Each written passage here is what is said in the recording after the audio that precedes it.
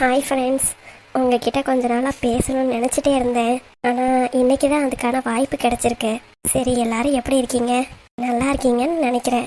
நானும் நல்லா இருக்கேன். அப்புறம் நம்ம வீடியோ உங்களுக்கு பிடிச்சிருக்கா இல்லை பிடிக்கலையா அப்படிங்கிறத கமெண்ட் செக்ஷனில் சொல்லுங்கள். கண்டிப்பாக ஒவ்வொரு கமெண்ட்டும் என்னால் உடனே ரிப்ளை பண்ண முடியலனாலும் என்னைக்காவது பார்த்து நான் ரிப்ளை பண்ணுவேன். ரிப்ளை பண்ணாமல் விட்டேன்னா அதுக்கு என்னைய மன்னிச்சிருங்க.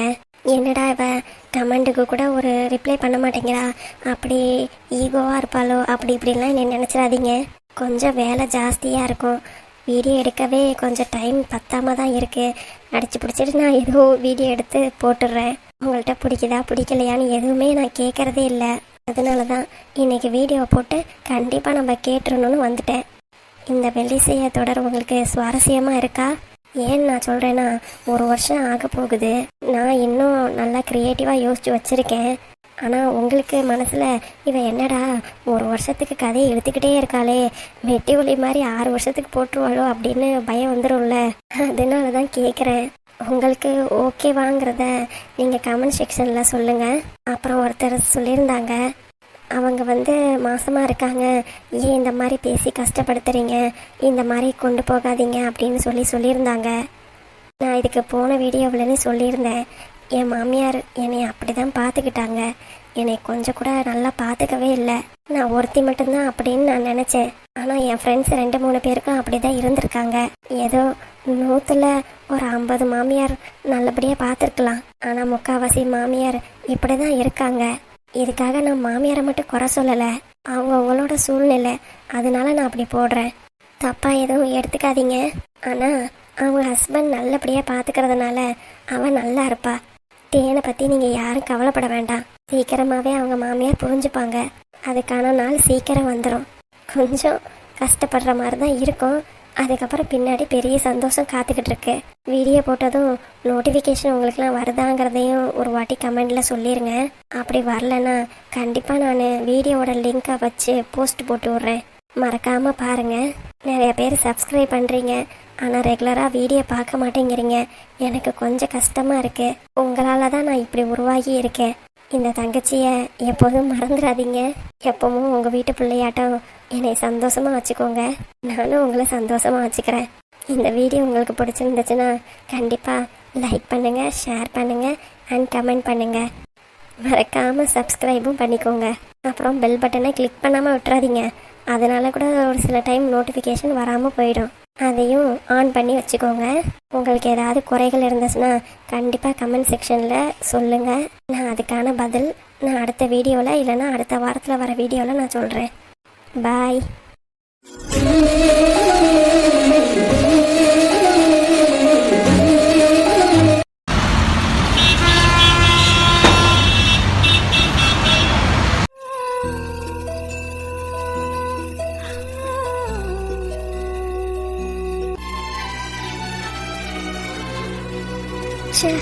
அத்தைக்கு நம்ம மேல கொஞ்சம் கூட பாசமே இல்லை. இதுக்கு முன்னாடி தான் நம்ம சும்மா இருந்தோம். ஆனா இப்ப அவங்க குடும்பத்து வாரிசை நம்ம சுமக்கிறோம். இப்படி இருக்கும்போது அத்தை என்கிட்ட இவ்வளோ மோசமா நடந்துக்கிறாங்களே, ஏன் தான் இப்படி பண்றாங்களோ தெரியல. அவங்களுக்கு என்னதான் வேணும், நான் என்னதான் பண்ணணும்னு நினைக்கிறாங்க. குழந்தை இல்லைன்னா உனக்கு தாண்டி குறை அப்படி இப்படின்னு பேசுறாங்க. குழந்தை வந்ததுக்கு அப்புறம் குழந்தை வந்துருச்சு அதனால நீ திமுறை ஆடுற அப்படிங்கிறாங்க. ஆக மொத்தம் நம்ம என்ன பண்ணாலும் அவங்க நம்மள திட்ட தான் செய்வாங்க போல. பிடிச்சவங்க எது பண்ணாலும் ஒன்றும் சொல்ல மாட்டாங்க. அதே பிடிக்காதவங்க பண்ணா உட்காந்தா குத்தம், கைப்பட்டா குத்தம், கால்பட்டா குத்தம்ன்ற மாதிரி தான் அத்தையும் நடந்துக்கிறாங்க. நானும் எம்பிட்டு தூரம் தான் பொறுத்து போகிறது. நான் இவருக்காக தான் அமைதியாக நான் இருக்கேன். என் மாமா கஷ்டப்படக்கூடாதுன்னு தான் நான் இருக்கேன். இல்லைன்னா எனக்கு சொல்ல தெரியாத அவர்கிட்ட ஒரு வார்த்தை, ஒரே ஒரு வார்த்தை இந்த மாதிரி பண்ணுறாங்கன்னு சொன்னால் போதும். அப்புறம் அவ்வளோதான், வீடு 2,000 நான் ரொம்ப அமைதியாக இருக்கேன். ஆனால் அதை கூட புரிஞ்சுக்க முடியாமல் இவ்வளோ மோசமாக பேசுகிறாங்க. என் வீட்டில் நான் மகாராணி மாதிரி இருந்தேன். ஆனால் இங்கே வேலைக்காரியை விட ரொம்ப அடிமையாக நடத்துகிறாங்க. அதுவும் இவங்க வேற ஆள் கிடையாது, எனக்கு சொந்த அத்தை, எங்கள் அப்பா கூட பிறந்தவங்க.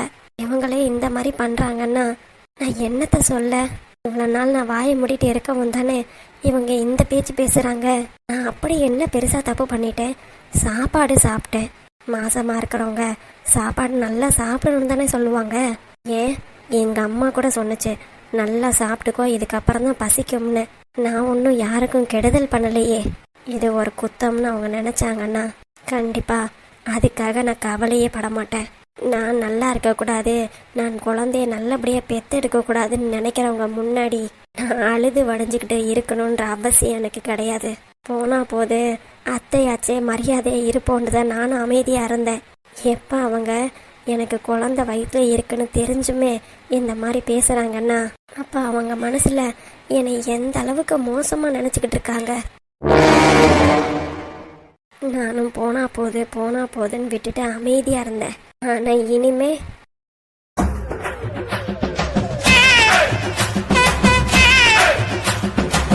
நான் யாருன்னு காட்ட வேண்டிய நேரம் வந்துருச்சுன்னு நினைக்கிறேன். என் மாமா ஒருத்தருக்காக தான் இப்போ நான் குழந்தை பெற்றுக்கலன்னா என்னைய மட்டும்தான் கொஞ்ச நாளைக்கு சொல்லுவாங்க. ஆனால் யாருக்கு என்ன குறைன்றது எல்லாருக்கும் நல்லாவே தெரியும். நான் என்னதான் சொன்னாலும் அவங்க நம்ப போகிறதே இல்லை. என்னையே தான் திருப்பி குத்துவாங்க. குத்து வாங்கிட்டே இருக்கிறதுக்கு நான் என்ன ஜடமா? திருப்பி கொடுக்க வேண்டிய காலம் வந்துருச்சு. எப்போ என் வயிற்றுக்குள்ளார ஒரு குழந்தை வந்துருச்சோ அப்போவே நான் ஜெயிச்ச மாதிரி.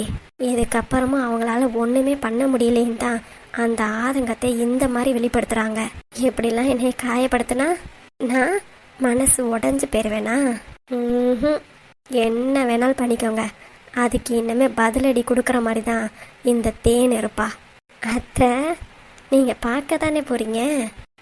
தேனா இப்படி அப்படின்னு மூக்கு மேலே விரல வைக்கிற அளவுக்கு நான் நடந்துக்கிறேன்னா இல்லையான்னு மட்டும் பாருங்க. மயிலேனா இறகு போடவே போடாது. ஒரு விதத்தில் நீங்களும் அப்படித்தான். சரி, நம்ம பொறுமையாக போவோம் அப்படின்னு சொல்லி இருந்தோம்னா இன்னும் ஏறி 2 மிதி மிதிப்போம் அப்படின்ற நினப்பு தான் உங்களுக்கு வருதே தவிர, சரி பாவம் அவள் அமைதியாக இருக்காளே நம்மளும் ரொம்ப ஓவராக போகக்கூடாதுன்ற நினப்பு வரவே இல்லை. எப்போ நான் சாப்பிட்றதையே நீங்கள் ரொம்ப கேவலமாக பேசுனீங்களோ இதுக்கப்புறமும் இந்த தேனு சும்மா இருக்க மாட்டா. தேனு, என்ன மாமா? என்னம்மா சாப்பிட்டியா? சாப்பிட்டேன் மாமா. என்னடி? ஒன்றும் இல்லையே, ரொம்ப நாள் கழிச்சு இன்னைக்கு தான் நல்லா சாப்பிட்டேன். ஓ அப்படியா? சாரிடி, நீ என்கிட்ட தான் தோசை கேட்ட, என்னால் ஊற்றி கொடுக்க முடியல. அப்போதைக்கு ஒரு மீட்டிங் வந்துருச்சு, அதனால தான் போயிட்டேன். அதனால என்ன மாமா, எனக்கு தேவையானதை நான் ஊற்றி சாப்பிட்டுக்கிட்டேன். அடியே, குத்தி காமிக்கிறியா? சே அப்படிலாம் ஒன்றும் இல்லை மாமா. என்னைய பார்த்துக்கிறதுக்கு நானும் தெரிஞ்சுக்கணும்ல. நீங்களும் எவ்வளோ வேலை தான் பார்ப்பீங்க, உங்களையும் ரொம்ப கஷ்டப்படுத்தக்கூடாதுல்ல, அதனால தான் சொன்னேன். என் மேலே ஒன்றும் வருத்தம் இல்லையே? அதெல்லாம் ஒன்றும் இல்லை மாமா. சரிடி. மாமா சொல்லு தேனு. நீங்கள் சாப்பிட்டீங்களா? நான் போய் எடுத்துகிட்டு வரட்டுமா? அதெல்லாம் ஒன்றும் வேண்டாம் தேனு, நான் கிச்சனுக்கு தான் போகிறேன். அம்மாவை தோசை ஊற்றி கொடுத்து சாப்பிட்டுக்கிறேன். நீ ரெஸ்ட் எடு என்ன? சரிங்க மாமா. ஆமாம், நெக்ஸ்ட் செக்கப் எப்போ போகணும்? 2 மாதம் ஆயிடுச்சு. 2 மந்த்ஸ்க்கு அப்புறம் 1 வீக் கழிச்சு வர சொன்னாங்க. ஓ, அப்போ அடுத்த வாரம் ஸ்கேனுக்கு போகணுமோ? ஆமாம் மாமா. ஏதோ அல்ட்ரா ஸ்கேனு அப்படி இப்படின்னாங்க, அது இப்போ? அது 3வது மாதம்தான் மாமா. இப்போ ஒன்றும் இல்லைல்ல? அதெல்லாம் இப்போ இல்லை மாமா. சரி தேனு, லீவ் ஆஃபீஸில் கேட்கணும்ல, அதுக்காக தான் கேட்டேன். சரி, நான் போய் சாப்பிட்றேன். போய் சாப்பிடுங்க மாமா. சாம்பார் எம்புட்டுக்குள்ளே வச்சுருந்தேன். சீ, எம்புட்டு ஊற்றி குடிச்சிருக்கா. அது என்ன வயிறா இல்லை வண்ணாஞ்சாலையான்னு தெரியல. ஒரு வண்டி சாம்பாரை குடிச்சிருப்பா போல. நான் நைட்டுக்கு இதையே வச்சு ஓட்டிடலான்னு பார்த்தா இப்படி ஒரு கிண்ணி தான் இருக்குது. இது காலையிலே பத்தாது, இதில் நைட்டு வேற எப்படி வைக்கிறது? ஐயோ, இவங்களுக்கு நைட்டு வேற நான் சட்னி அரைச்சி வைக்கணும். மத்தியானம் வச்சிருந்த குழம்ப மட்டும் தொட்டுக்க மாட்டாங்களாம். எல்லாரும் அமெரிக்காவில் பிறக்க வேண்டியவங்க இங்கே வந்து பிறந்துட்டு ஏன் உயிரை வாங்குறாங்க? என்னடா? பசிக்குது, தோசை ஊற்றி தரியா? தோசையா?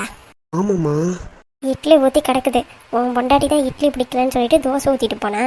வச்சு இட்லி வேணா கிடக்குது, அதை வேணா வைக்கட்டுமா? சரிம்மா, அதையே வை. பின்ன அதை யாருடா சாப்பிட்றது? நானும் சாப்பிட்டுட்டேன், அப்பாவும் சாப்பிட்டாரு. இட்லி மிஞ்சி போய் நைட்டு உப்புமா தான் கிண்டடும். சரிம்மா, நான் இப்போ ஒன்றும் சொல்லலையே, அதையே வச்சிரு. சரிடா, நீ போய் ஹாலில் உட்காரு, நான் எடுத்துகிட்டு வரேன். சரிம்மா. தோசை வேணுமாம்ல? தோசை இட்லி 2 சட்டி ஊற்றி கிடக்குது. பொண்டாட்டிக்கு தோசை வேணும்னு சொல்லிட்டு அவளா வந்து தோசையை ஊற்றிட்டு போனா. மாவெல்லாம் அரைச்சி வைக்கிறது யாரு? நான் தானே. இந்த மேனாமினிக்கு வந்து தோசையை ஊற்றிட்டு போவாங்களாம். இட்லி அவிச்சு அவ்வளோ கிடக்குது. வேணான்னா முன்னாடியே சொல்ல வேண்டியதானே? இருக்கட்டும், இந்த பைய தலையிலே கட்டி விடணும். இன்னமேட்டு தோசை கிசன் கேட்டுட்டு வரட்டும், அப்படி இருக்கு. என் தங்கம், என் செல்லம். என்ன வேணும் என் ராஜாவுக்கு? வெற்றிமாறன், வெற்றி குட்டிக்கு என்ன வேணும்? அம்மா இப்ப வந்துருவா, நீங்க அமைதியா அவ்வா கிட்டே இருப்பீங்களா? அம்மா உன்னை விட்டுட்டு எங்கேயும் போல, இதோ குளிச்சுட்டு உடனே வந்துருவா. சரியா? சமத்து பிள்ளை. இங்க பாருங்க, கிளி கிளிப்பு பாருங்க, கிளி கிளிப்பு. நல்லா இருக்கா? நைட்டும் தூங்குறதில்ல, பகல்லையும் தூங்குறதில்ல. ஏண்டா உனக்கு கண்ணே வலிக்காதடா? இன்னும் போக போக பெரிய பிள்ளை ஆனதுக்கு அப்புறம் தூங்க ஆரம்பிச்சிருவேன். பெரிய பிள்ளை ஆயிட்டு சீக்கிரமா கிளம்பி ஸ்கூலுக்கு போகணும். அப்ப அவ ஒரு 10 நிமிஷம் அப்படின்னு சொல்லுவ. கிளம்புடா ஸ்கூலுக்கு அப்படின்னு சொல்லி அவ உடனே போடுவேன். அப்ப என்ன பண்ணுவ? இப்பவே நல்லா தூங்கிக்க. என்ன தங்கம்ல, ரோ ரோ ரோ ரோ ரோ ரோ. தங்க குட்டி தூங்குங்க, என்ன பெத்தார்ல, தூங்குங்கடி செல்லம். பேசிக்கிட்டே இருக்காதடா, நல்லா தூங்கணும்ல தங்கம், அப்பதான் பெரிய பையனா வருவீங்க. அம்மா இங்க கொடுத்தால, அப்புறமும் ஏன் முழிச்சிட்டே இருக்கீங்க? ஓ, இந்த வேட்டு சவுண்டை பார்த்துட்டு உனக்கு பயமா இருக்கோ? அதெல்லாம் ஒன்றும் பயப்படாத, அவ உன் கூடவே இருப்பேன். ரோரோ ரோரோ ரோ. என் தங்க குட்டி கண்ணுரங்கு, செல்ல குட்டி கண்ணுரங்கு. பாட்டு வேணா பாடட்டுமா அவ்வா? தங்க குட்டியில தூங்குங்கடி செல்லம். இப்படியே விளையாண்டுக்கிட்டே இருந்தீங்கன்னா உங்களுக்கு கை கால்லாம் வலிக்கும்ல. அவ்வா எப்பவும் கூடவே இருப்பேன், பயப்பட வேணா. இங்க பாத்தியாடா வெற்றி, உங்க அப்பே பண்ணி வச்சிருக்க வேலைய எம்புட்டு விளையாடுஜாமா. இதெல்லாம் நீ எப்ப வந்து எப்ப விளையாண்டு பிச்சு போட போறியோ தெரியல. போற இடமெல்லாம் என் மகனுக்குன்னு வாங்கி போட்டுறான்டா. ஓ, விளையாட்டு ஜாமா வைக்கிறதுக்கே ஒரு ரூம் செய்யணும் போல. அந்த அளவுக்கு விளையாட்டு ஜாமான வாங்கி குமிச்சு வச்சிருக்கான். எம்புட்டு பாசம் என் செல்ல மேல. வாஜிவா உட்காரு. என்ன ஆண்டி, குட்டி பாய்கிட்ட என்ன பேசிட்டு இருக்கீங்க? அவன்கிட்டயாடி? நான் பேசுறது அவனுக்கு புரியல, அவன் பாசை எனக்கு புரியல. 2 பேரும் இப்பதான் பேசி தெரிஞ்சுக்கிறோம். ஆமா, நீ சாப்பிட்டியா இல்லையா? இன்னும் இல்லை ஆண்டி. இன்னும் இல்லையா? ஆமா ஆண்டி, பசிக்கல. அடியே, மணி 10 போகுது, இன்னும் என்ன பசிக்கலங்கிற? இல்ல ஆண்டி, மனசுக்கு கொஞ்சம் கஷ்டமா இருக்கு. என்னாச்சு? ஆமா, காலையிலே ராஜாபாய் கிளம்பி வெளியே போயிட்டான். அப்படி யாரை பார்க்க போயிருக்கான்? அது வந்து தான் வருங்கால பொண்டாட்டிய பார்க்க போயிருக்கான்னு சொல்லுடி ஜீவா. என்னடி உளறிக்கிட்டு இருக்க? அக்கா, நான் எதுவும் உளரலையே, நான் உண்மையதான் சொல்றேன். வேணும்னா ஜீவா கிட்ட வேணா ஒரு வார்த்தை கேட்டு பாருங்களேன். ஜீவா. ஆண்டி, அவ சொல்றது உண்மையா? அது வந்து அவ எப்படிக்கா சொல்லுவா? அவதான் இன்னும் 1 மாசத்துல இந்த வீட்டை விட்டு கிளம்ப போறாள. கிறுக்காடி பிடிச்சிருக்கு உனக்கு? இல்ல நீ கிறுக்கா? நீ என்ன வேணாலும் சொல்லிக்கோக்கா, எனக்கு கவலையே இல்லை. லூசு மாதிரி பண்றேன்ட்டு உன் பையன் வாழ்க்கையை நீயே கெடுத்துப்படாத. நான்லாம் ஒன்றும் கெடுக்கலையே. இப்பதான் அவன் நல்ல வழியை தேர்ந்தெடுத்துட்டு அவன் பாட்டுக்கு அவன் வழியில போக போறான். நடுவுல நந்தி மாதிரி நீங்களும் இவளும் வந்து நிக்காம இருந்தா சரிதான். என்னடி, எங்களை ரொம்ப கேவலமா பேசுற? ஐயோ அக்கா, நான் அப்படிலாம் பேசுவேனா? உங்களெல்லாம் நான் அப்படியெல்லாம் பேசவே மாட்டேன். இவளை சொல்றீங்களா? சரிங்களா? அவ யாரு? உன்னோட மருமக தானே? மருமகளா? என்னோட மருமக பேரு பூஜா, அவ தான் என்னோட மருமக. கண்ட பிச்சைக்கறிலாம் எனக்கு மருமகள் ஆக முடியுமா? அடியே ஜீவா. ஆண்டி, அவதான் உன்னை பிச்சைக்காரி அது இதுன்னு பேசிக்கிட்டு இருக்கா, நீ பாத்துக்கிட்டு அமைதியா இருக்க. உண்மைய சொன்னா அவ அமைதியா தானே இருக்கணும். நான் உன்கிட்ட பேசவே இல்லடி. சரி சரி, உங்களுக்கு கழுத்து வலிச்சாலும் சரி, இல்ல என்கிட்ட பேச பிடிக்கலனாலும் சரி, நான் சொல்ல வந்த விஷயத்த சொல்லிட்டு கிளம்பிடுறேன். ஏன்னா எனக்கு கல்யாண செலவே 1008 இருக்கு. பாவம், அவங்க சைடு அம்மாலாம் கிடையாது. நான் ஒரு ஆளை தான் எல்லா வேலையும் பார்க்கணும். என்ன சொல்லணுமோ சொல்லிவிட்டு கிளம்பு. கல்யாணத்துக்கு உங்களுக்குலாம் ட்ரெஸ் எல்லாம் எடுக்கணுமா? நாங்க இந்த கல்யாணத்தையே வேணாங்கிறோம், இதுல ட்ரெஸ் வேறையா? அப்படியா? அப்ப சரி, எனக்கு செலவு மிச்சம். சீ, நீ எல்லாம் மனசியே இல்லை. சரிக்கா, அதெல்லாம் அப்புறம் பேசிக்கலாம். கல்யாண டேட்டு குறிச்சிருவோம். குறிச்சோன்னே சொல்றேன், கண்டிப்பா எல்லாரும் வந்துடணும். அப்புறம் என்னைய கூப்பிடல அவனை கூப்பிடலாம் குறை சொல்லிடக்கூடாது. பத்திரிக்கை வைக்கிறதுக்கு முன்னாடி எல்லாரையும் நான் கூப்பிட்டுருவேன்க்கா. எப்படி ஃபர்ஸ்ட் கல்யாணத்தை பண்ணீங்களோ அதே மாதிரி இதையும் முன்னே நின்று 2வது கல்யாணத்தையும் என் மகனுக்கு பண்ணி வச்சிருங்க. அடியே, இதுல ராஜாவுக்கு சம்மதமாடி? அக்கா, சம்மதம் இல்லாமலே அவ போய் பொண்ணெல்லாம் பார்க்க போயிருப்பான். என்னக்கா நீ பேசுற? சரி சரி, நான் சொல்ல வேண்டியதை சொல்லிட்டேன். நான் போய் ஐயரை பார்த்து டேட்டை குடிக்கணும். நான் கிளம்புறேன். ஜீவா.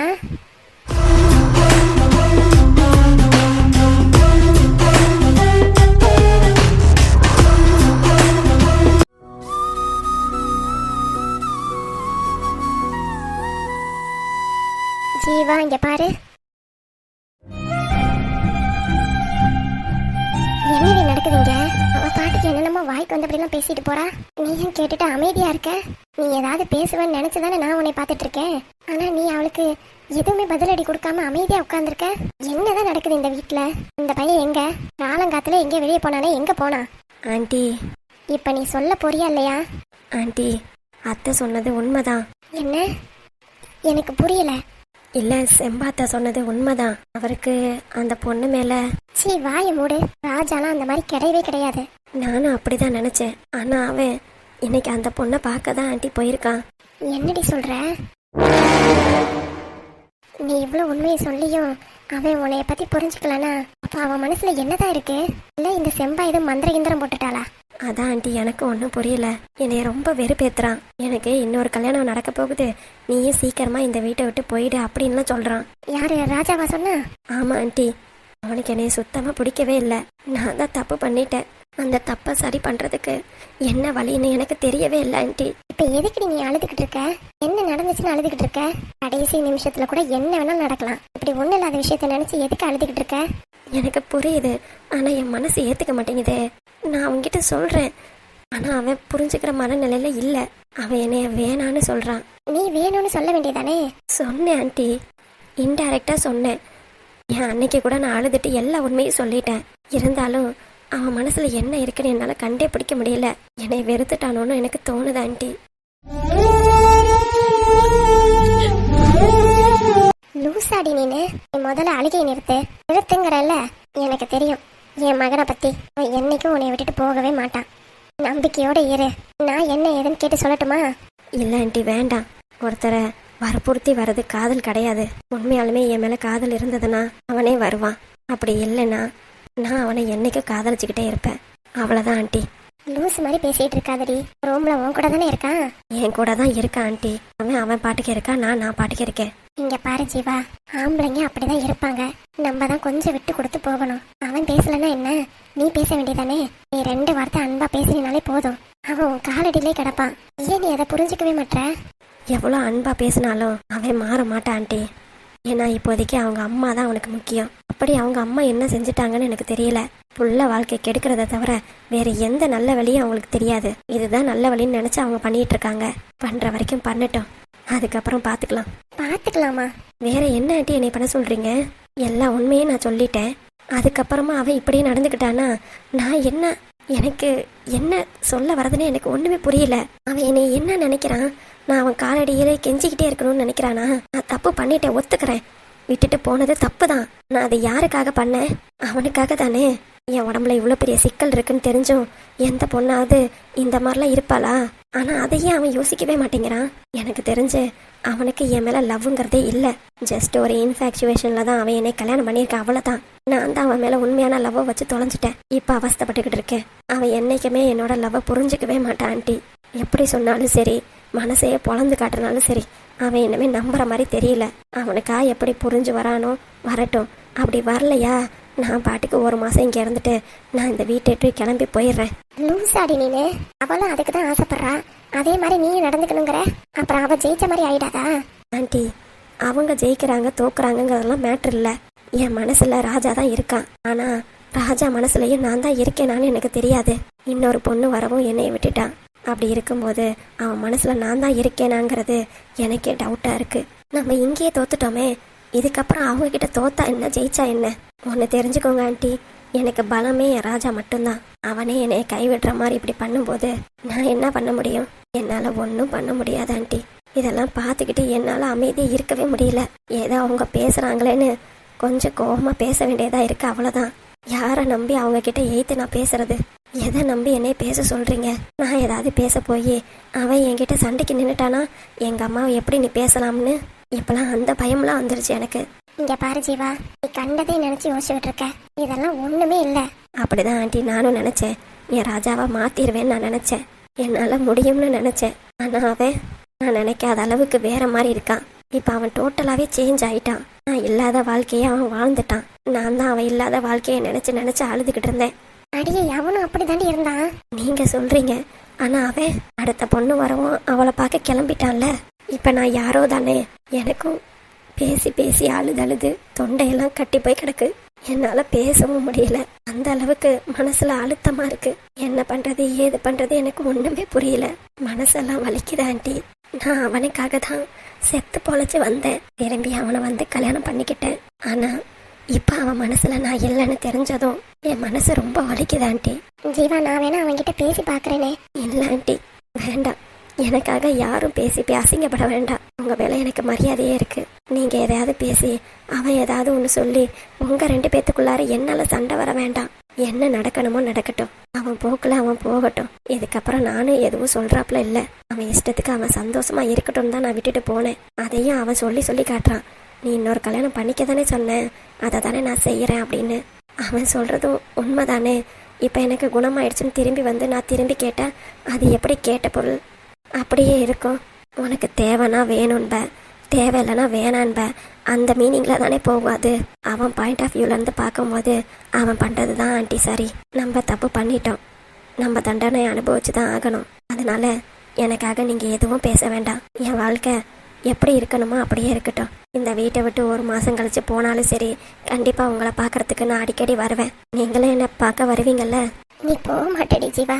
இல்லை ஆண்டி, நான் கண்டிப்பா போயிடுவேன். நீங்க அவனை நல்லா சந்தோஷமா பார்த்துக்கோங்க.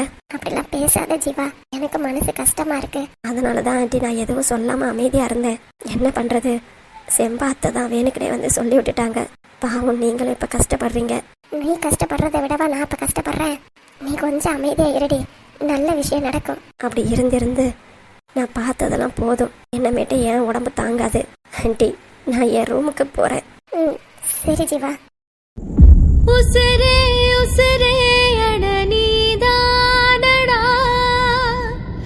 கனவா நனவா இங்க நின்னாயடா,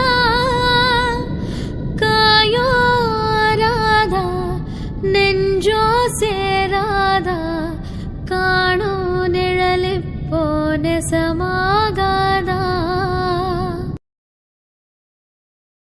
பாவி பையன் இப்படி பண்ணிவிட்டானே.